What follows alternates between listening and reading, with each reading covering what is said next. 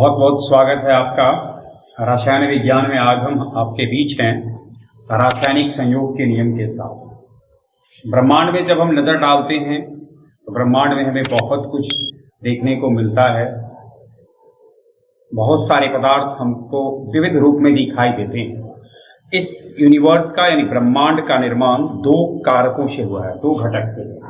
Universe यानी ब्रह्मांड का निर्माण हुआ है दो फैक्ट्स इसमें है। एक है मैटर और दूसरा है एनर्जी, पदार्थ और ऊर्जा से। इसी से ये बना हुआ है। हम अभी इस मार्कर को अगर देखते हैं तो मार्कर एक पदार्थ है और इस पदार्थ या फिर हमारा ये हाथ एक पदार्थ है। और लेकिन जब इस मार्कर को हम उठाए हैं तो जिस ताकत से इसे उठाया गया है वह इसके अंदर की ऊर्जा है। अब सवाल ये उठता है मैटर कैसे बना है। पदार्थों को वर्गीकृत किया गया, पदार्थ को कई वर्गों में बांटा गया है। पदार्थ के वर्गीकरण के कई आधार हैं। रासायनिक आधार से पदार्थ को बांटा गया है और पदार्थ को अवस्था के आधार पर बांटा गया है। पदार्थ के वर्गीकरण की चर्चा हम यहाँ नहीं करते हैं, लेकिन पदार्थ जैसे मिश्रण, यौगिक, तत्व, तो जितने पदार्थ हैं वो कुछ न कुछ खास नियम का पालन करके ही वो आपस में बने हैं। वो निश्चित नियमों का पालन करके बने हैं। यौगिक हो, मिश्रण हो, तत्व हो, किसी रूप में हो, मिश्र धातु हो, वो कुछ नियमों का पालन करके बनते हैं। तो जिन नियमों का पालन कर रासायनिक जिन नियमों का पालन करते हुए यौगिक का निर्माण होता है उन्हें हम रासायनिक संयोग का नियम कहते हैं। अब कोई दो तत्व है, अब सपोज कीजिए H2O एक यौगिक है। इसमें दो तत्व हैं, हाइड्रोजन और ऑक्सीजन। ये हाइड्रोजन और ऑक्सीजन कुछ नियम का पालन किया होगा जिससे कि यह बनाया होगा H2O। तो जिन नियमों का पालन करते हुए, जिन सिद्धांतों का पालन करते हुए रसायन विज्ञान में दो या दो से अधिक तत्व यौगिक का निर्माण करते हैं उसे हम रासायनिक संयोग का नियम कहते हैं। रासायनिक संयोग के नियम मूलतः 5 हैं। यानी अब तक जो बेसिक रासायनिक संयोग का नियम माना गया है वो 5 हैं। ये 5 नियम हैं। पहला है द्रव्यमान संरक्षण का नियम। द्रव्यमान संरक्षण का नियम या पदार्थ की अनस्वरता का सिद्धांत, इसे हम मात्रा संरक्षण सिद्धांत भी कहते हैं। मास कंजर्वेशन थ्योरी या law of mass conservation of mass या लॉ ऑफ इंडेस्ट्रक्टिबिलिटी ऑफ मैटर, पदार्थ की अनस्वरता का सिद्धांत। हमारी बारी से इसके बारे में पढ़ेंगे।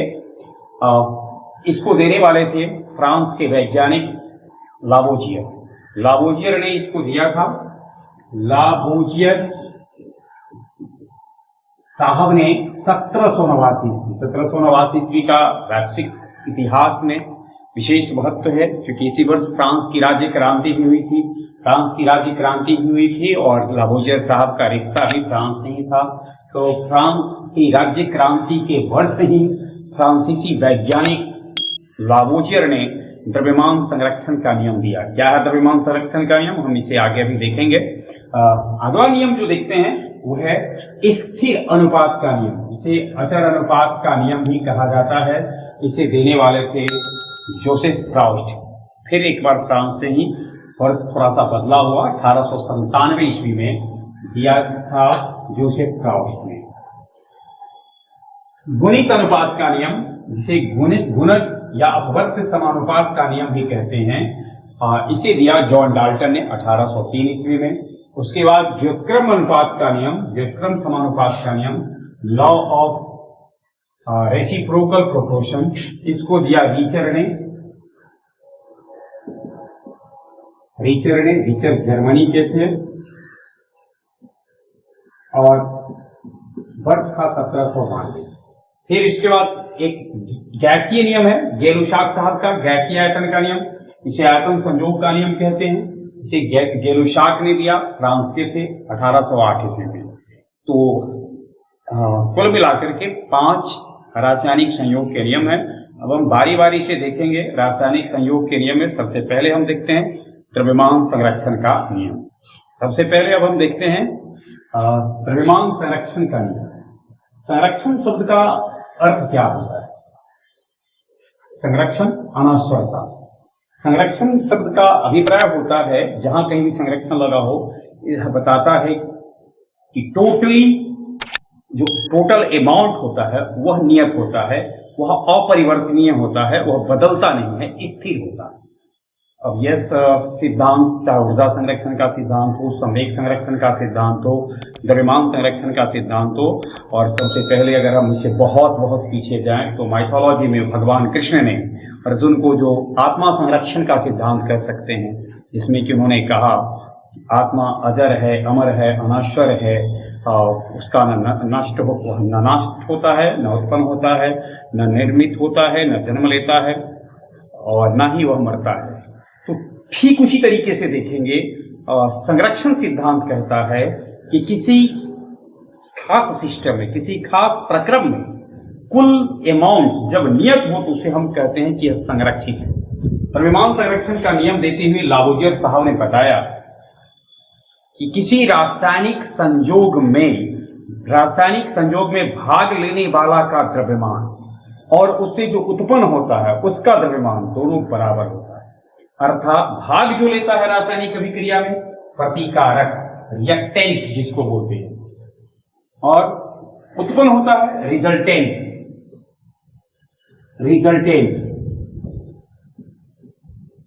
तो रिएक्टेंट और रिजल्टेंट, लावोजियर साहब ने बताया कि रिएक्टेंट का कुल द्रव्यमान रिजल्टेंट के कुल द्रव्यमान के बराबर होता है। यानी किसी रासायनिक संयोग में प्रतिकारक का कुल द्रव्यमान प्रतिफल के कुल द्रव्यमान के बराबर होता है। अब जैसे अगर एक जनरल रासायनिक इक्वेशन हमने लिया है A + B = C + D, तो यहाँ A और B प्रतिकारक है और C और D प्रतिफल है। तो A और B का जो टोटल मास होगा, यानी mass of A plus mass of B equal होगा mass of C plus mass of D के। जैसे कि एग्जाम्पल हम देखते हैं, C प्लस O2 CO2। अब इस एग्जाम्पल में हम देखते हैं कार्बन और ऑक्सीजन संयोग करके कार्बन डाइऑक्साइड बना लेगा। अब कार्बन और ऑक्सीजन हम संयोग करके कार्बन डाइऑक्साइड बनाया, तो हम पहले प्रतिकारक का कुल द्रव्यमान देखते हैं। प्रतिकारक है कार्बन और ऑक्सीजन। कार्बन का 12 ग्राम, ऑक्सीजन का 1 का 16 ग्राम, 2 का 32 ग्राम, ये टोटल 32, 12 प्लस 32 44 ग्राम। इधर देखिए कार्बन 12, 16 गुणे 2 यानी 44 ग्राम। अब थोड़ा सा देख लें, ये टोटल अमाउंट 44 ग्राम, उधर भी देखें 44 ग्राम, तो द्रव्यमान संरक्षण के नियम का पालन करता है। परिवर्तन हो गया। परिवर्तन किस प्रकार का हो गया? कार्बन और ऑक्सीजन, कार्बन का 12 ग्राम ऑक्सीजन के 32 ग्राम से संयुक्त होकर 44 ग्राम कार्बन डाइऑक्साइड दे दिया। अब जब रिएक्शन शुरू नहीं हुआ होगा तो ये शून्य रहा होगा। रिएक्शन शुरू होने से पहले हमने कहा C + O2। अब रिएक्शन जब शुरू होना होगा तो इसका अमाउंट बढ़ते गया होगा और इसका अमाउंट घटते गया होगा, लेकिन हर समय दोनों का, यानी इसके प्रतिकारक का प्रतिफल का जो मास का जो योग रहा होगा वह 44 ग्राम ही रहा होगा। अर्थात किसी रासायनिक संयोग में वह कभी भी नष्ट नहीं होता है द्रव्यमान, केवल रूप परिवर्तित होता है। यहां हमने देखा कार्बन का ऑक्सीजन से अभिक्रिया करके कार्बन डाइऑक्साइड बनाने में कार्बन और ऑक्सीजन के द्रव्यमान जितने थे, अब केवल कार्बन डाइऑक्साइड के उतने द्रव्यमान थे। तो इस तरीके से रासायनिक संयोग के नियम में हमने देखा मात्रा संरक्षित रहता है। इसे हम पदार्थ की अनश्वरता का सिद्धांत भी कहते हैं, और कालांतर में इसी सिद्धांत की सहायता से परमाणु का संरक्षण सिद्धांत दिया गया। एटॉमिक कंजर्वेशन थ्योरी भी इसी से लिया गया है। एक एग्जांपल और हम लोग देखते हैं, जैसे CaCO3 को हीट किया गया, CaO और CO2। अब यहां मास कंजर्वेशन थ्योरी कैसे क्या है? CaCO3 100 ग्राम इसका अगर हम लिख लेंगे कैल्शियम का 40, कार्बन का 12, ऑक्सीजन का 16 या 48, सब जोड़ दें 100 ग्राम। 100 ग्राम कैल्शियम कार्बोनेट है। इधर देखिए कैल्शियम 40, ये 16, 56 ग्राम, 12, 32, ये कुल मिला के 44 ग्राम। अब टोटल प्रतिफल देखिए 100 ग्राम और टोटल प्रतिकारक देखिए 100 ग्राम। तो इस प्रकार से किसी भी रासायनिक संयोग में प्रतिकारक का कुल द्रव्यमान प्रतिफल के कुल द्रव्यमान के बराबर होता है। अब हम लोग दूसरे नियम पर आते हैं। तो अब हमारा है स्थिर अनुपात का नियम। स्थिर बदलना नहीं, किसी चीज का कांस्टेंट होना, अचर कांस्टेंट। तो किसी रासायनिक संयोग में जब यौगिक का निर्माण होता है, किसी यौगिक का निर्माण होता है, यह कहता है, सपोज करते हैं हम H2O एक यौगिक है, यौगिक में अवयवी तत्व है हाइड्रोजन और ऑक्सीजन। इस नियम के अनुसार हाइड्रोजन और ऑक्सीजन का मास का रेशियो, हाइड्रोजन के मास का रेशियो देखते हैं हम लोग, HO 2 16 रेशियो निकालेंगे तो 1:8, अर्थात 1 ग्राम हाइड्रोजन और 8 ग्राम ऑक्सीजन पर यह काम करता है। यानी जल के एक अणु के निर्माण में 1 ग्राम हाइड्रोजन 8 ग्राम ऑक्सीजन से संयुक्त रहता है। अर्थात जल के अणु में हाइड्रोजन और ऑक्सीजन के द्रव्यमान का अनुपात 1:8 होता है। अब इसी तरीके से एक एग्जाम्पल हम देखते हैं CO2 में कार्बन अनुपात ऑक्सीजन, तो 12:32, 3:8, 4 से डिवाइड कर दिए 3:8। तो इसमें अब CO2 में कार्बन और ऑक्सीजन का जो मास का रेशियो होगा 3:8 होगा और यह हमेशा रहेगा, चाहे CO2 को किसी भी स्रोत से क्यों ना प्राप्त करें। CO2 को प्राप्त करने का सोर्स बहुत अलग अलग हो सकता है। जैसे CaCO3 को गर्म करने पर भी CO प्लस CO2 आया, MgCO3 को गर्म करने पर भी CO2 आया। तो चाहे CO2 को आप जहां प्राप्त करें, जिस स्थान पर प्राप्त करें और जिस विधि से प्राप्त करें, कोई फर्क नहीं पड़ता है। कार्बन और ऑक्सीजन का अमाउंट में मास में जो रेशियो है वह नहीं बदलेगा, वह नियत रहेगा।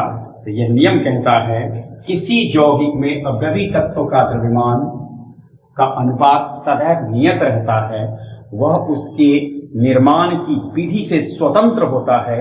उसे किसी स्रोत से, किसी विधि से क्यों न बनाया जाए, यौगिक में अवयवी तत्वों की प्रतिशत मात्रा कह लें या फिर अवयवी तत्वों का द्रव्यमान का अनुपात कह लें, वह अचर रहता है, बदलता नहीं है।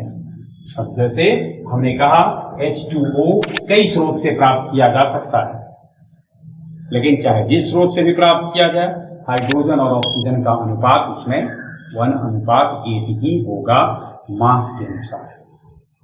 अब अगर हम चाहेंगे तो परसेंटेज भी निकालेंगे। तो यानी कहने का अभिप्राय है कि मास, हाइड्रोजन का परसेंटेज और ऑक्सीजन का परसेंटेज जल में हमेशा स्थिर रहेगा, चाहे जल को हम जैसे बनाएं। तो इस नियम में, यानी प्राउड साहब ने जो यह नियम दिया था, उसमें 2 बात हमें ध्यान में रखना है। एक, यौगिक में के अवयवी तत्वों का मात्रा के अनुसार अनुपात नियत होता है। दूसरा, यह यौगिक के निर्माण विधि से स्वतंत्र होता है, यानी यौगिक के निर्माण विधि पर निर्भर नहीं करता है। अब हम अगला देखते हैं, तीसरा देखते हैं, गुणित अनुपात का नियम। गुणित अनुपात का नियम, या इसे हम कहते हैं अपवर्त्य या गुणज समानुपात का नियम। थोड़ा सा हमें अपवर्त्य और गुणज समझना है।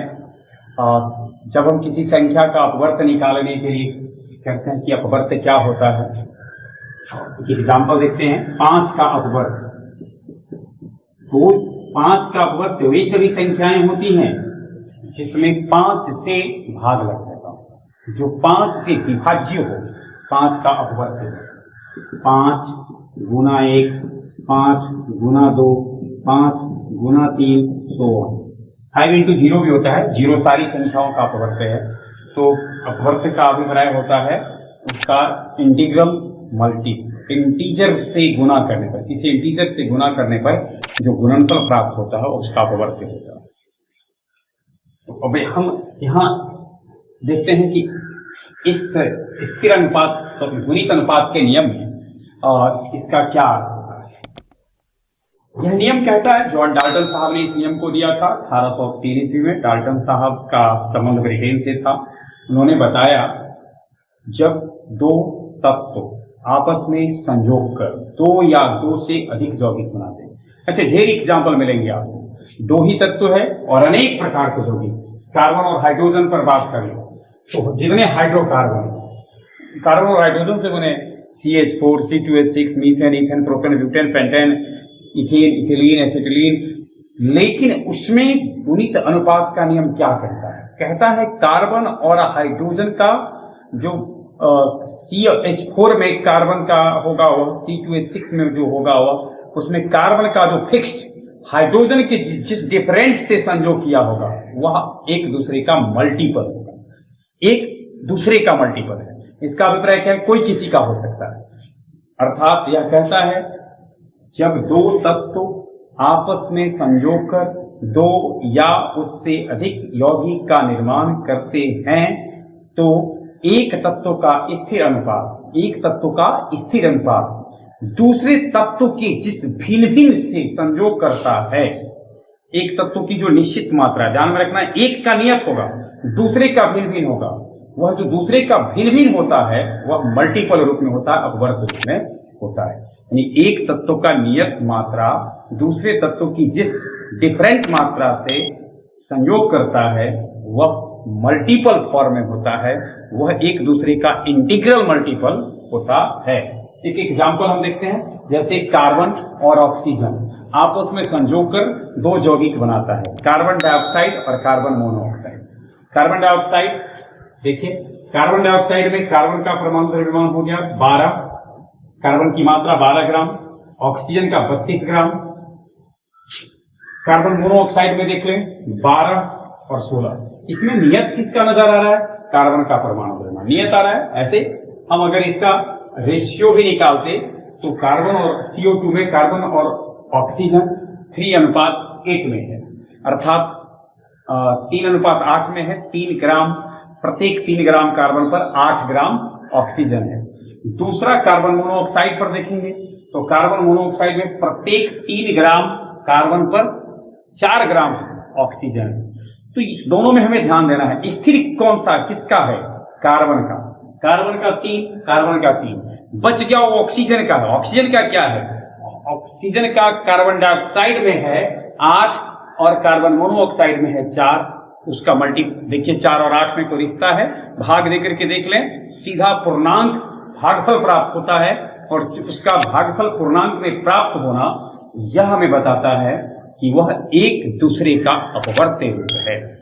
अर्थात यह गुणित अनुपात के नियम के अनुकूल है और यही गुणित अनुपात का नियम भी है। गुणित अनुपात का नियम को एक बार फिर से हम देखते हैं, यानी जब 2 या 2 से अधिक तत्व या 2 तत्व आपस में संयोग कर 2 या 2 से अधिक यौगिकों का निर्माण करते हैं, एक का निश्चित मात्रा के अनुसार एक का निश्चित दूसरे के जिस भिन्न भिन्न से संयोग करता है वह परस्पर सरल अपवर्त्य में होते हैं, वो एक दूसरे का गुणज होते हैं। यही हमारा है गुणित अनुपात का नियम। तो इसके बाद एक और एग्जाम्पल हम देखते हैं। गुणित अनुपात के नियम को एक और एग्जाम्पल से हम समझते हैं। नाइट्रोजन और ऑक्सीजन आपस में संयोग कर जो भिन्न भिन्न यौगिक बनाता है वो यौगिक है N2O, NO, N2O3, NO2, N2O5। अब हम थोड़ा इसमें mass of nitrogen, mass of oxygen को देखते हैं। नाइट्रोजन, एक नाइट्रोजन का 14 होता है, 2 नाइट्रोजन है, यानी इसमें 28 ग्राम नाइट्रोजन है और ऑक्सीजन का 16। इसमें 14 16, इसमें 28, 48, इसमें 14, 32, इसमें 28, 80। अब थोड़ा सा हम देखें, थोड़ा सा रेशियो को सिंपल करें हम। 28, 16 दोनों को अगर हम सिंपल रेशियो में लिखेंगे तो 7:4 लिख सकते हैं। 4 से इसमें भी भाग लग जाएगा, 4 से इसमें भी लग जाएगा। तो नाइट्रोजन का जो नियत द्रव्यमान होगा यानी 7, वह ऑक्सीजन के कितना से यानी 7 ग्राम, इसका हो जाएगा 4 से जब डिवाइड करेंगे तो 4। अर्थात इससे ये पता चलता है कि प्रत्येक 7 ग्राम नाइट्रोजन 4 ग्राम ऑक्सीजन से संयुक्त है। प्रत्येक 7 ग्राम नाइट्रोजन 4 ग्राम ऑक्सीजन से संयुक्त है। इसमें जरा देख लें 14, 16 2 से डिवाइड करें दोनों में 7, 8, अर्थात ये बताता है NO में 7 ग्राम नाइट्रोजन 8 ग्राम ऑक्सीजन से जुड़ा है। इसमें आ जाए 28, 48 4 से डिवाइड करें 7, 4 से डिवाइड करें 12, ये बताता है कि 7 ग्राम नाइट्रोजन 12 ग्राम ऑक्सीजन से जुड़ा है। किसमें? N2O3 नाइट्रोजन ट्राइऑक्साइड में। NO2 14, 32 फिर 2 से डिवाइड कर सकते हैं दोनों में 7, 16 और इसमें 4 से कर सकते हैं 7, 20। अब थोड़ा सा देख लें, इस डाटा पर नजर डालने के बाद पता चलता है कि नाइट्रोजन नियत है, ऑक्सीजन परिवर्तनशील है। 4, 8, 12, 16, 20 इस तरीके से ऑक्सीजन परिवर्तनशील है। N2O में 7 ग्राम नाइट्रोजन से 4 ग्राम ऑक्सीजन जुड़ा है। NO में 7 ग्राम नाइट्रोजन से 8 ग्राम ऑक्सीजन जुड़ा हुआ है। N2O3 में 7 ग्राम नाइट्रोजन से 12 ग्राम ऑक्सीजन जुड़ा हुआ है और N2O5 में 7 ग्राम नाइट्रोजन से 20 ग्राम ऑक्सीजन जुड़ा है। अर्थात नाइट्रोजन फिक्स्ड है, कांस्टेंट है और बदल कौन रहा है? ऑक्सीजन। जो बदल रहा है उसका थोड़ा सा आप हम देख रहे हैं। परिवर्तनशील ऑक्सीजन का मास का अनुपात निकालिए। गुणित अनुपात का नियम कहता है ये गुना में देखे है या नहीं हो, देखिए 4, 4 दूनी 8, 4 के 12, 4 4 16, 4 4 20, अर्थात जो सबसे छोटा नजर आए उसका मल्टीपल होगा। यही है गुणित अनुपात का नियम। परिवर्तनशील ऑक्सीजन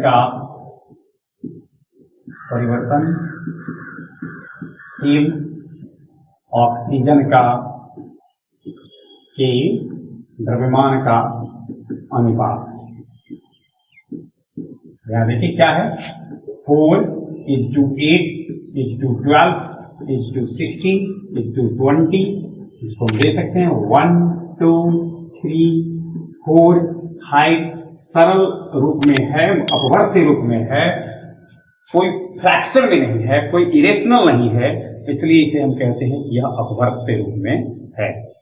तो एक बार फिर से हम स्मरण में लाएं, गुणित अनुपात का नियम कहता है एक का नियत दूसरा भिन्न भिन्न, जो भिन्न भिन्न है वह परस्पर सरल अपवर्त्य में होता है, वह अपवर्त्य रूप में होता है।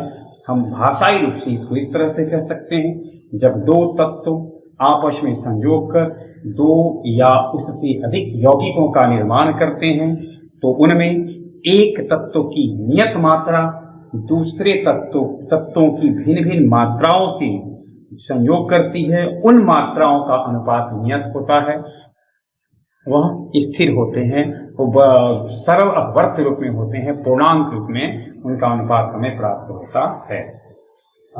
जैसे सामने था हमारा N2O NO, नाइट्रोजन और ऑक्सीजन संयोग, 2 तत्व थे, इतना संयोग किया। ऐसे डिफरेंस तक बहुत सारे यौगिक हैं जिस पर कि हम ये उदाहरण सेट करके देख सकते हैं। अब हम लोग आते हैं व्युत्क्रम अनुपात के नियम पर, अर्थात चौथा नियम। अब हम आते हैं व्युत्क्रम अनुपात के नियम पर। व्युत्क्रम अनुपात का नियम रिचर महोदय ने दिया और इसे हम पहले एक एग्जाम्पल से देखते हैं। एक तत्व है कार्बन, एक तत्व है सल्फर, दोनों ऑक्सीजन से संयोग कर, ध्यान में रखेंगे कार्बन भी ऑक्सीजन से ही संयोग करेगा और सल्फर भी ऑक्सीजन से ही संयोग करेगा। सपोज करें यानी ए बी, ए सी से संयोग कर रहा है, बी भी सी से ही संयोग कर रहा है। पहले यानी कार्बन ऑक्सीजन से संयोग कर रहा है, एस ऑक्सीजन से संयोग कर रहा है। जब कार्बन ऑक्सीजन से संयोग करता है तो यौगिक बनाता है कार्बन डाइऑक्साइड, और जब सल्फर ऑक्सीजन से संयोग करता है तो यौगिक बनाता है सल्फर डाइऑक्साइड। अब हम कार्बन डाइऑक्साइड में जब कार्बन और ऑक्सीजन का रेशियो देखते हैं मास के अनुसार 3:8, और जब हम SO2 में देखते हैं तो इसका है 1:1। अब थोड़ा सा देखें, यानी जब कार्बन और सल्फर दूसरा तत्व ऑक्सीजन से संयोग किया तो कार्बन का 3, ऑक्सीजन के 8, यानी प्रत्येक 3 ग्राम कार्बन 8 ग्राम ऑक्सीजन से जुड़ा है। वही सल्फर डाइऑक्साइड में प्रत्येक 1 ग्राम सल्फर 1 ग्राम ऑक्सीजन से जुड़ा है। तो रिचर साहब कहते हैं जब ये दोनों आपस में संयोग करेंगे, यानी कार्बन और सल्फर जब आपस में संयोग करेंगे तो क्या होगा, तो इनका जो है यानी CO2 का 3 और SO2 में S का हिस्सा 1, जब ये दोनों आपस में संयोग करेंगे तो 3 के मल्टीपल में होंगे कार्बन और 1 के मल्टीपल में होंगे सल्फर, 1 के मल्टीपल में होंगे सल्फर। तो देखिए CS में 3 का मल्टीपल यानी इसका रेशियो है 3:16, ये 3 का मल्टीपल है और ये 16 16 का मल्टीपल है। तो रिचर साहब की इस सिद्धांत को हम इस रूप में परिभाषित कर सकते हैं, जब दो तत्व एक ही तत्व से संयोग कर यौगिक का निर्माण करते हैं तो उन यौगिकों में उन तत्वों का जो मात्रा के अनुसार अनुपात होता है वही या उसका अपवर्त्य होता है जब वो आपस में संयोग कर यौगिक का निर्माण करते हैं। अर्थात A और C में अगर संयोग करें कोई भी यौगिक AC से संयोग करके, और इसका रेशियो यदि P:Q है और इसका रेशियो है R:S, जिसमें B का हिस्सा है ये और A का हिस्सा है ये, तो AB जब आपस में संयोग करेगा तो P का मल्टीपल होगा और R का मल्टीपल होगा। मल्टीपल ऑफ P यानी मान लेते हैं MP और मल्टीपल ऑफ R यानी NR, यानी कुछ MP:NR के रूप में होगा AP।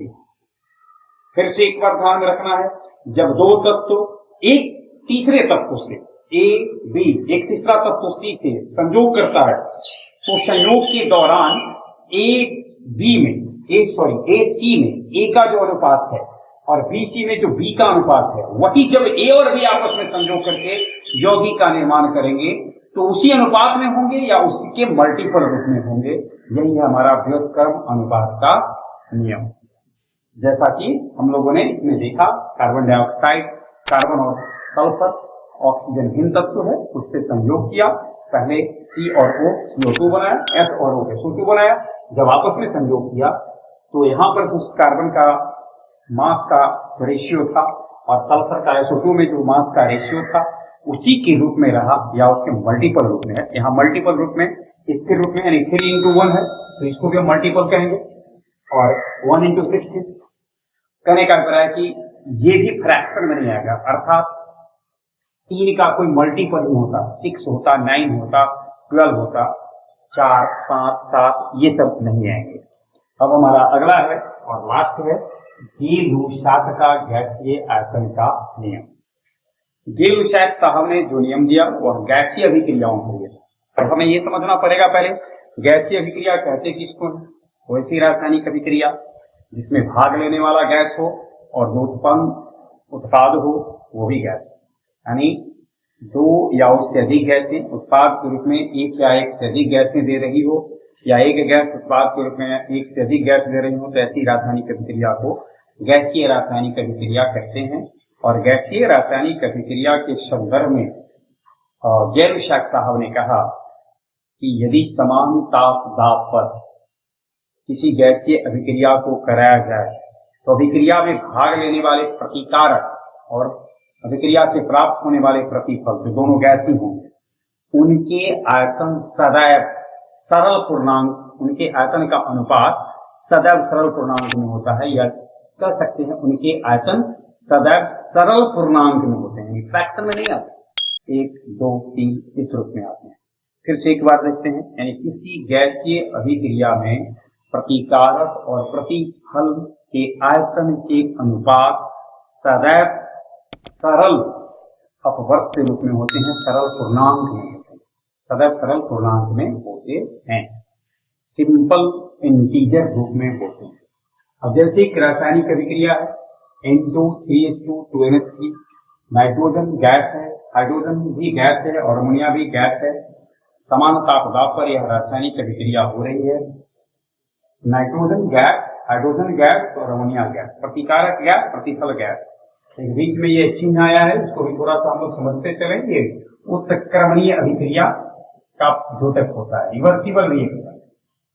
उत्क्रमणीय अभिक्रिया वैसी रासायनिक अभिक्रिया जो दोनों यानी प्रतिकारक से जिसमें प्रतिफल और प्रतिफल से जिसमें प्रतिकारक भी कंडीशन को बदल दिया जाए। प्रक्रिया जो नाइट्रोजन और हाइड्रोजन जिन परिस्थितियों में अमोनिया बनाते हैं, जिस शर्तों पर अमोनिया बनाते हैं, उन शर्तों को विपरीत कर दिया जाए तो अमोनिया संभव है, अमोनिया नाइट्रोजन और हाइड्रोजन प्रदान करे।